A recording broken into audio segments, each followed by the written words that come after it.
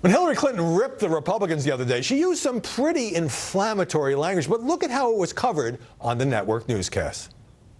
Extreme views about women, we expect that from some of the terrorist groups. We expect that from people who don't want to live in the modern world.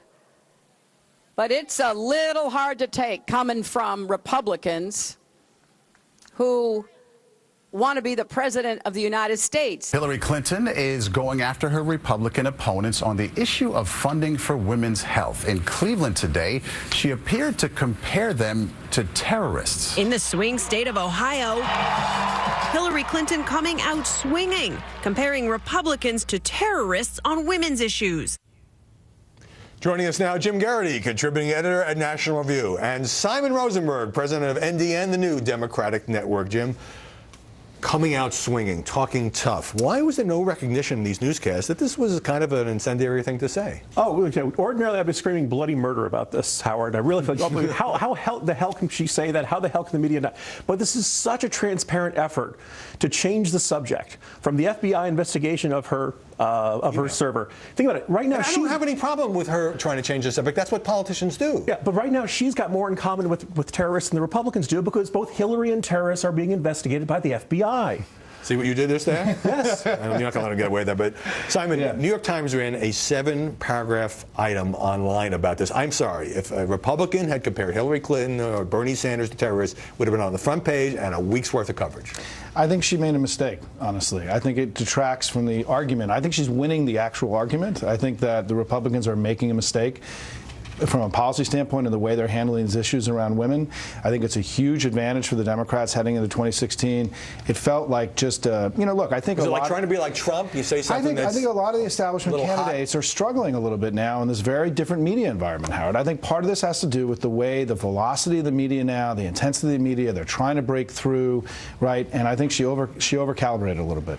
Are the media now, a step back a bit, Jim, wrongly portraying her as being in free fall? I know we have this new Des Moines Register poll out this morning showing her leading Bernie Sanders by only 7 points in Iowa, but it's not like she doesn't have a lot of support from Democrats. Well, if we hadn't just watched this 7 years ago, where she was the high and mighty expected frontrunner, and this no-name Illinois senator coming out of nowhere, we feel like we've seen this movie before. Except not to be too harsh, but Bernie Sanders is not Barack Obama. He's a self-described socialist.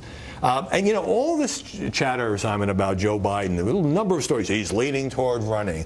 And then CNN obtained this audio of the vice president saying his heart and soul are pretty well banged up in the aftermath of his son's death, that he didn't know if he had the emotional fuel to run. Does that show that the media got a little bit too far out on this notion that Biden is going to come in because Hillary is so battered? I don't think so, because I think the Biden camp was pushing a lot of these stories. I mean, when I talked to reporters this week, because I got a lot of calls on this question, they had all spoken to somebody from Biden world. And so these stories weren't being, they were calculated leaks. And so I think that they were pushing it. And I also think, though, we have an accurate understanding of where the vice president is now. I think he wants to do it, but he also is battered, and he's not really sure that he's ready to get it done. Let me turn to Carly Fiorina, because she is ripping CNN with the next presidential debate coming up next month at the Reagan Library for the rules that it is using for who gets on the stage in the primetime debate. CNN, wrongly in my view, using polls from 3 weeks before the Fox debate, when Carly Fiorina was basically mired at 1%, and only a couple of polls since then have showed her surging to as much as 5%. She's likely to be excluded. I talked to the presidential candidate the other day. Let's take a look. And so if you're a professional politician and have been in the game a long time, or you're a celebrity, you're advantaged in national polls. If you're an outsider who literally most people had never even heard of before I launched my campaign on May 4th, you're disadvantaged.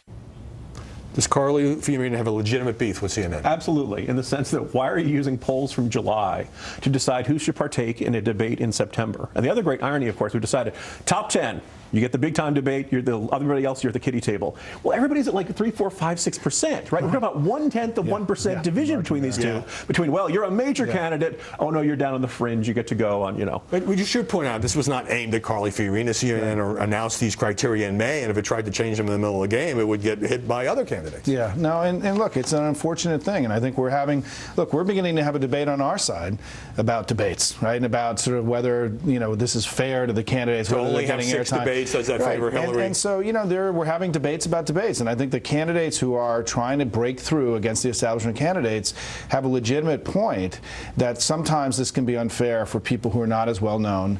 And we've got to think about this. All right, lightning round, short answers. Jeb Bush not having a great few weeks, down in the polls to Trump. 3 of his fundraisers quit, and Politico and others are like, they fleed the campaign, and the campaign is in trouble. I'm sure he has a lot of fundraisers. Now, in the new poll in Iowa, he's underwater amongst Republicans. Okay. He's at 40-some approval, 50% disapproval. So you think terrible. news stories that saying that Jeb is sinking are perfectly warranted? Based on those numbers, if you're doing that well amongst Republicans, how are you going to win a majority of the entire country? Donald Trump did an interview. He's done about 20 of them this week. But the one with Bloomberg TV where he talked about raising taxes on hedge fund guys who make hundreds of millions of dollars, maybe other rich people. I found it fascinating that here's the leading GOP candidate running for Conservative Party's nomination, basically saying, I want to help the middle class and raise taxes at least on some of the rich. Hasn't gotten that much media attention because I ask you, Trump is kind of covered differently than everyone else? Yeah, look, his immigration plan also made a far more explicit effort to connect it to the struggle of working class people than traditional Republicans do. Look, he's an unconventional candidate. He's breaking the ideological mold. He's doing this his own way. And so did the media just briefly not take his positions on these things? They don't fly-spec them the way they do with other politicians? Yes, and I think a lot of it is just covering sort of the car crash, if you want to call it that, right? There's not a lot of analysis. But I do want to say on the Bush thing is that Jeb Bush sure looks like he's lost a step. I mean, he is not reacting well to the media environment. He made huge mistakes this week. And so we're seeing these insurgent candidates do a good job with the media. To which I would just say, it's August. Simon Rosenberg, Jim Garrity, thanks very much. Coming up, have the Hispanic media abandoned any pretense of fairness about illegal immigration and Donald Trump?